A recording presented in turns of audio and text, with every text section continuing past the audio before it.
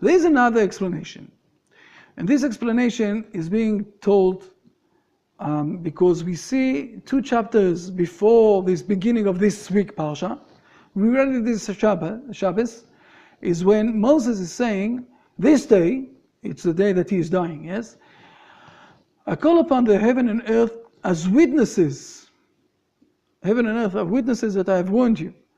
I have set before you life and death, the blessing and curse. You should choose life so that you and your offspring will live.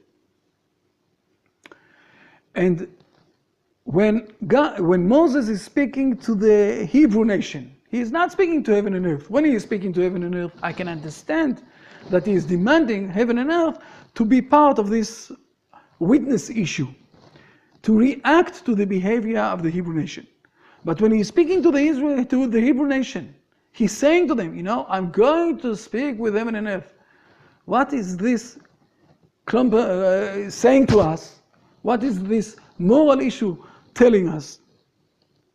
So Rashi there, one of the biggest sages, he's taking from the Midrash, from the sages, what exactly they said.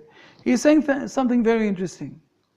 He is asking, look, he's saying to us basically that Moses is saying to us, let's learn how to react morally. Look, for example, at the heavens.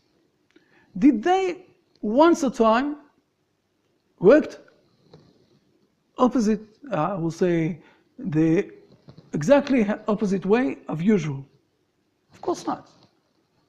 Now, we don't know exactly, or the science doesn't have the exact explanation what is moving the world, that it all the time will turn around itself for 24 hours, every 24 hours, and what exactly the situation where we see, I will say, the sun is rising from the east and going down at the west.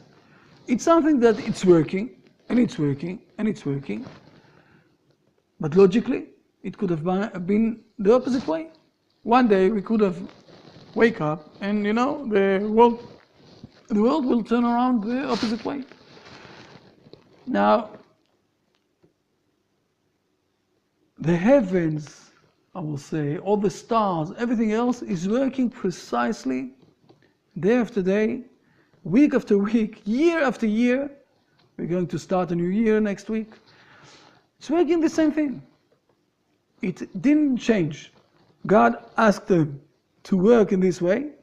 This is what we call nature, and they're working like that. And the same thing with the earth. The earth, if we will take an apple tree and I will plant it inside the earth, it won't take out plum tree. It won't take out a grapefruit tree. It won't take out, I will say, something else. It will take only an apple tree. You can never take something, plant it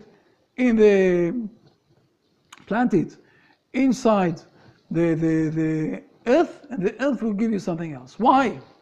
Because the nature of this world, and if we will say it's in general, it's the heaven and earth, the nature of this world is working precisely as God asked them. Now, if we are looking good inside to this issue, we can learn from here something very, very important. And this is what Rashi is saying to us.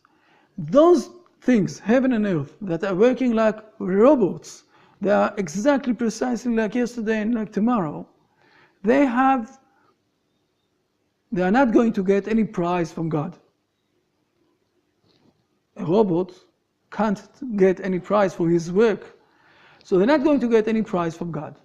And they're never in their life are changing anything. Even though they're not going to get anything, they're not going to change anything. They're not doing any sins. They're doing the same thing that they've been asked from day before and day after that. And how much do we need to learn from this issue? We have the opportunity of life and death, that we have the opportunity of going with the ways, with the words of God, with life, and going opposite against Him, with a death issue, with a death way. How much do we need to learn from those, I will say, robots, that we need to choose the correct way, the right way, the life way. And this is exactly what this sentence, that what Moses is saying to us. I'm going to testify heaven and earth. Why am I going to testify them? Because you need to learn from them. So from one side, Moses is telling us in this coming parsha, I'm testifying heaven and earth because they are going to be partnership in this testimony and going to be part of taking outside your behavior, moral behavior, and they will react to your moral behavior. From the other side, he is turning to the Hebrew nation. He is telling them, listen good, learn from them. They are most important. You as a man need to learn from them.